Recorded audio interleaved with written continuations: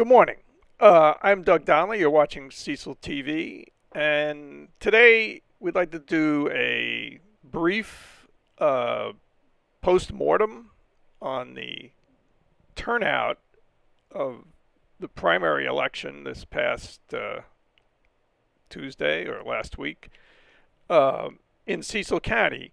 It's been noted by others on social media that Cecil County's turnout numbers were the lowest in the state. And so we know there's all kinds of other news this week. The Supreme Court continued hostilities in Iran. And before the primary becomes ancient history, I think it's good to good to look at that. So to do that, we are joined by John Dixon, who is the chairman of the Democratic Party in Cecil County. Good morning, John. Good morning, Doug. How are you? I am I am well. Your your dog has its cheese and so forth, so we can continue undisturbed. So there's lots of numbers out there. You know, the the turnout in Cecil County has been quoted as like 12% and change, uh, which doesn't doesn't sound good. Um, but um, so what is your take? The uh, numbers turnout is considered low generally in a midterm primary number. It looks people say that Maryland's low, and then people say Cecil County is particularly low. So, what are your thoughts? Well, the dog didn't have his cheese, so there you go. He decided he had to go back out. Um, a couple things, and briefly, it's a midterm election, always low turnout. Um, there were some hot button issues this time out. The House delegate race in 35B, and the sheriff's race. Uh, but by and large, I think the turnout across the country and across the state was low. Cecil County being, the lowest statistically, but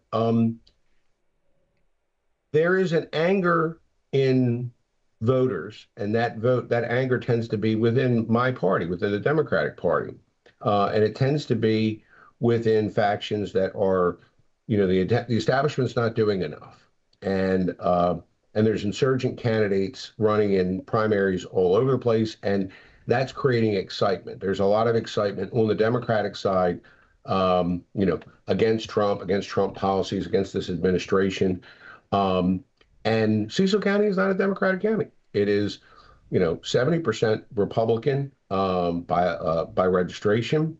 There's a significant number of independents. There's a large number of, and that's the growing sector, both Republicans, Democrats, independents. The larger number is people who, it's a larger number of people who are actually independent, registering to vote.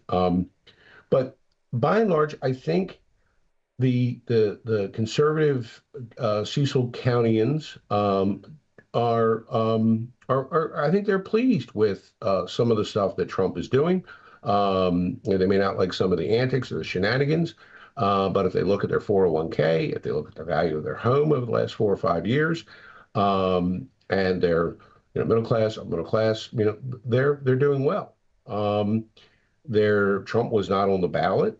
Um, uh, there doesn't seem to be an ire amongst Republican voters at this administration. So, why take the time to vote? We've made early voting available, mail-in voting, same-day voting, and I just don't know if there was enough motivation.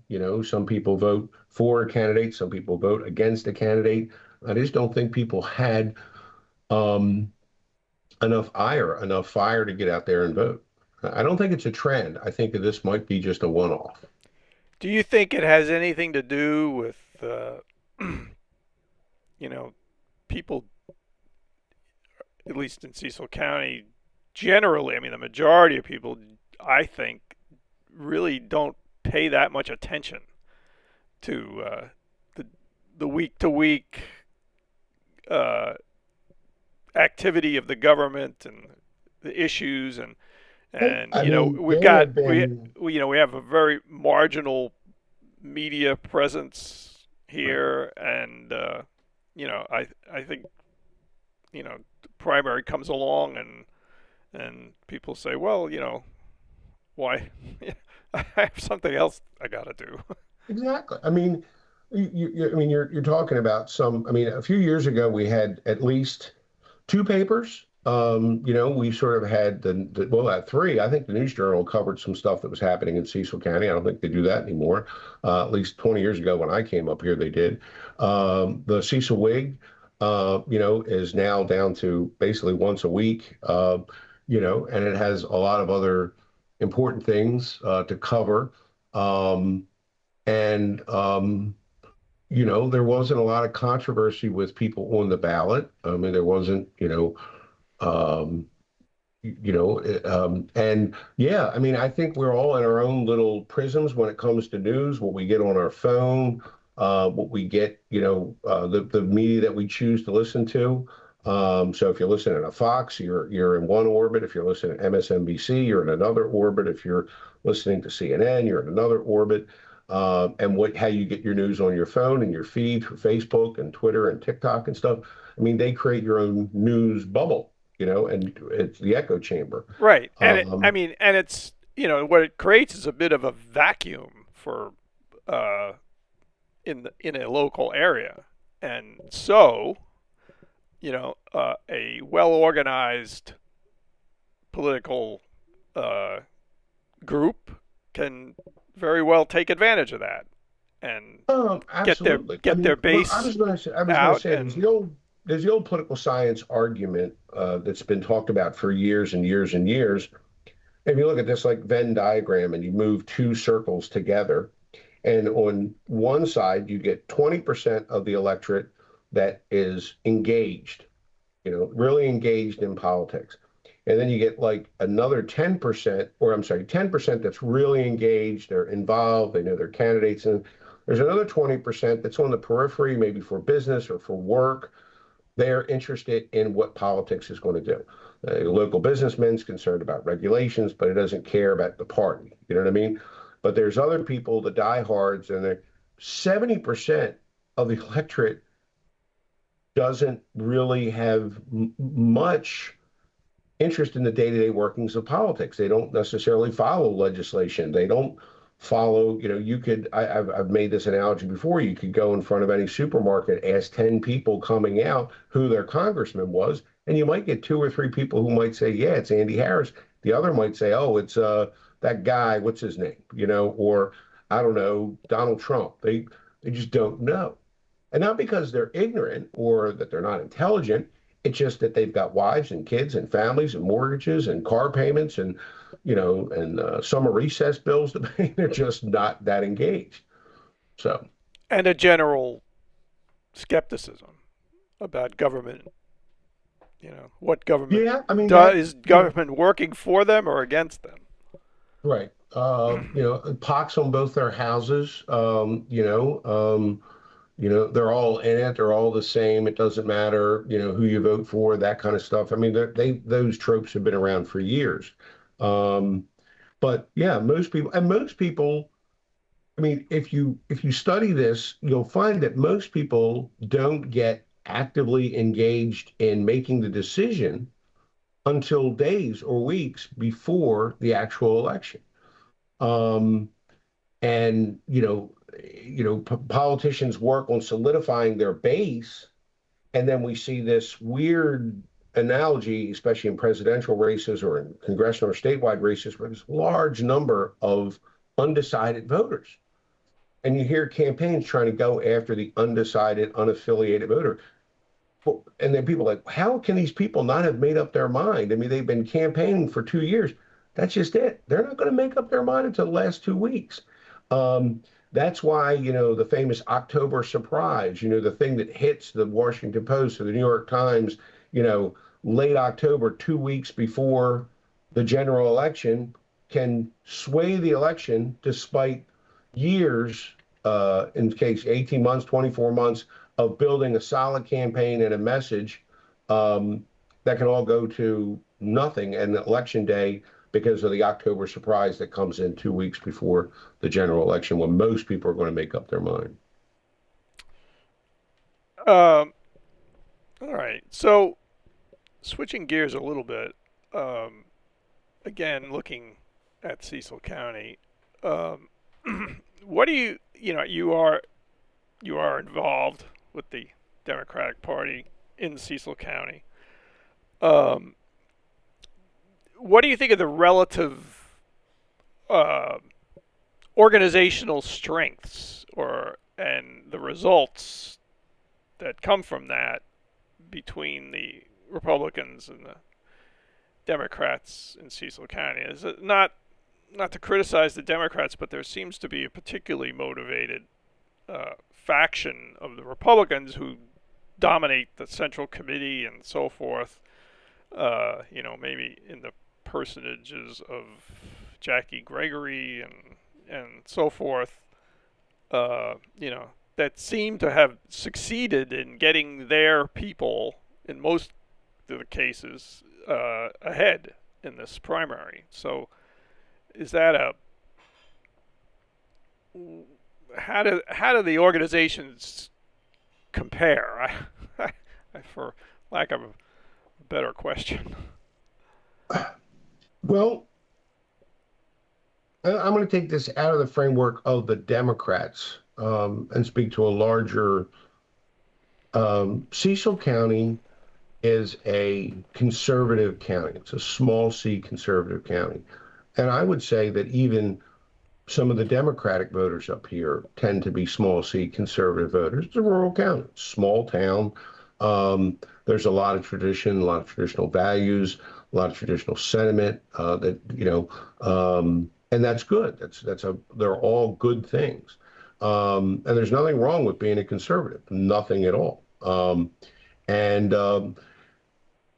But if, as we talked about that echo chamber, if you can create um, enough angst or ire amongst people who feel as though their values, their traditions, their conservative way of life is being threatened by internal, external forces, and you can do that through mailers or Facebook or Twitter, um, you can control a significant number of the electorate, and that might be 10, 15, 20 points. Um, and in a low turnout, um, you know, contested primary where there are 3 or 4 people on the ballot, you can see where energizing, 10, 15% of an electorate can swing a primary election your way. Um, uh, you know, um, are what they saying true? Is all fair is love more in politics. Winning the election sometimes is more important than policy in other cases. And if you advance your person, you in turn eventually advance your policy and your agenda. But you got to win the election first. And so that's what I would say on the organizational thing. Um, there has been a a harder sell for Democrats to try to convince um, people in rural America across the country and especially in Cecil County that the party works in their best interest. And this is not just native to Cecil County. Um, the party is working hard to make those inroads. To let people know that we understand and appreciate the conservative nature of their worldview, and that we appreciate and understand those traditions, and we want to honor and maintain them while advancing things that we, the Democratic Party, concerned about, like healthcare, education, and economic opportunity, and general prosperity for everybody. Um, there was a time when Republicans and Democrats used to, beat each other up and come out with some sort of compromise legislation that nobody agreed with 100%, but at least everybody got half a loaf. Now it's become a zero-sum game where either you win or lose, and it's all about your ideology.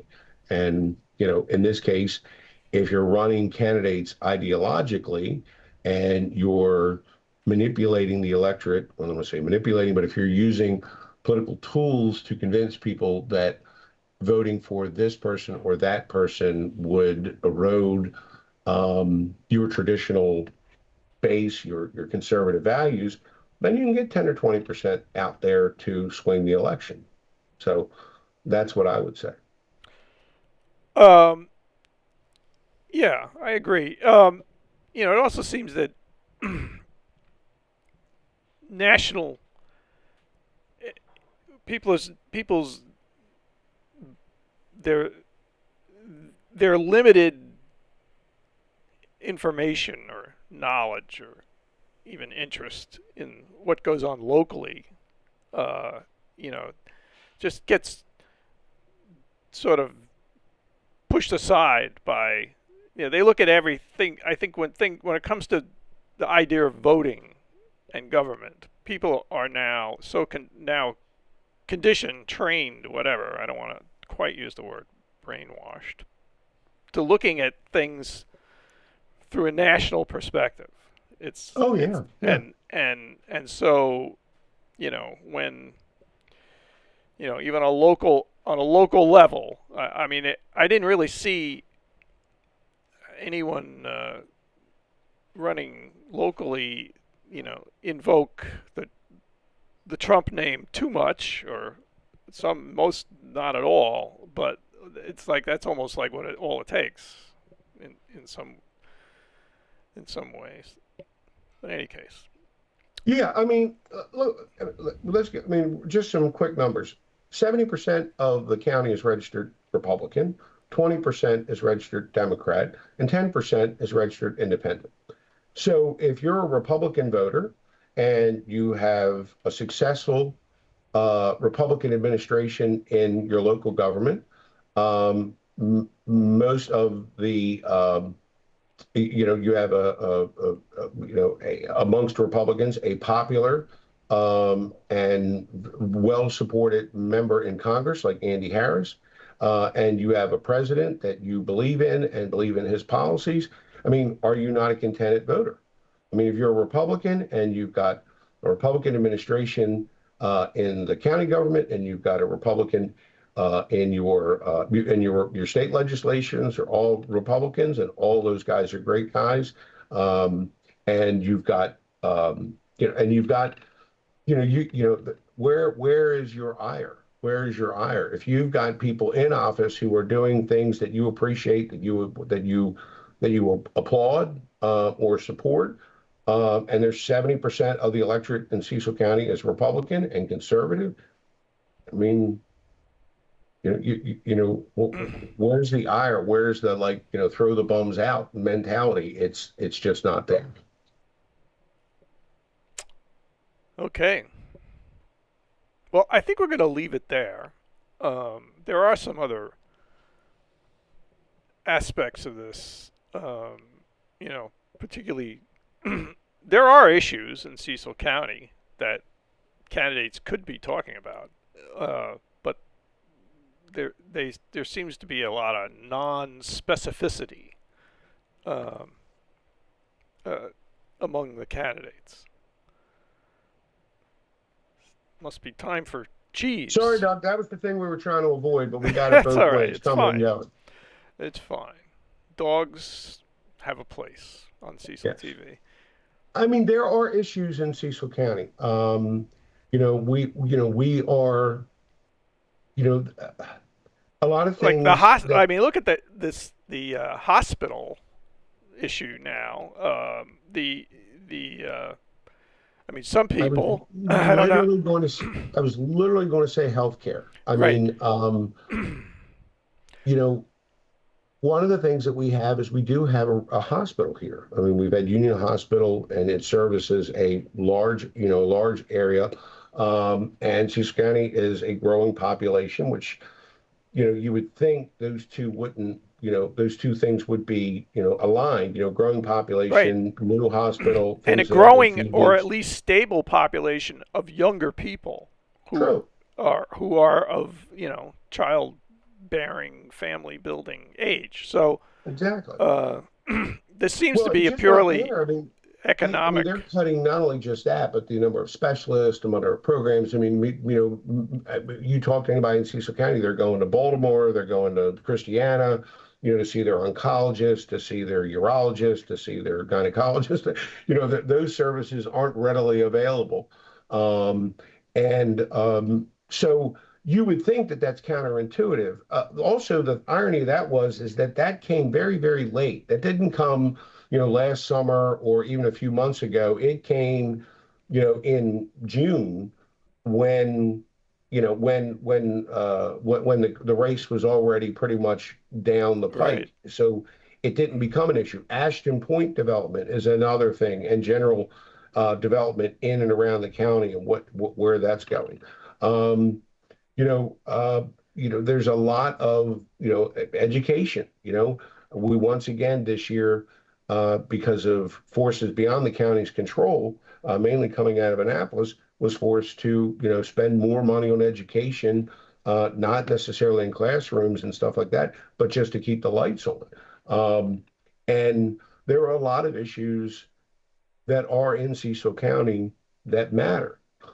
Um, but some people talked about those, but I often find the nostalgic issues, the conservative nostalgic issues, seem to always win up here.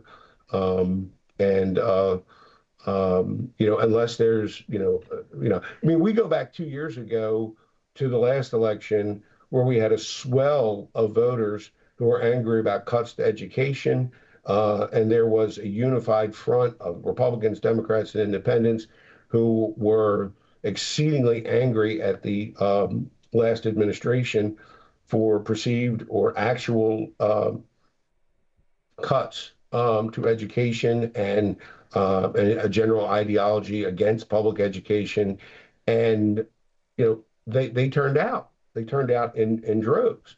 Um, Right. I mean, it so, changed the complexion of the government, Cecil County government. yeah. So, I mean, you know, had maybe the health issue or Ashton Point sort of came up, let's say February, March of this year, would they have carried through? Would they have been part of the debate? I mean, if you went to any of these forums, no one was talking about, say, economic development or the crisis at, Christiana Hospital. They weren't debates. They came very, very late. Hmm. Um, and, and people did attend and go to these things, but there wasn't a chance to articulate amongst candidates. Um, um, what their preferences are and what they were trying to do. I mean, I think it caught a lot of people, including the administration to some extent, on the back foot, and and then they were rushing to try to get to town halls and mediate with the hospital on that, um, and of course, same with education and education funding and the development at Ashton Point. There were serious issues, Right. but they came late. So, all the way along, we sort of had this slow as you go, everything's fine. These issues come late. So Right. maybe if they'd occurred earlier, maybe it would have been a different story. Yeah. Okay, so we'll leave it there, and hopefully we can visit with you again as we get as things develop and we get closer to November and see where Yeah. see I mean, where I, we're I at. do believe Yeah, I don't think this is a trend. I don't think it's a trend. And I think, the election coming up is going to be, um, very significant. It's a general election. There's a lot of stuff swirling around, and we'll just see if this trend holds. But I think it's more the exception than the rule. Great. All right. Well, John Dixon, chairman of the Democratic Party in Cecil County, we thank you, and we'll see you again. Thanks, Doug. Okay. Thank you.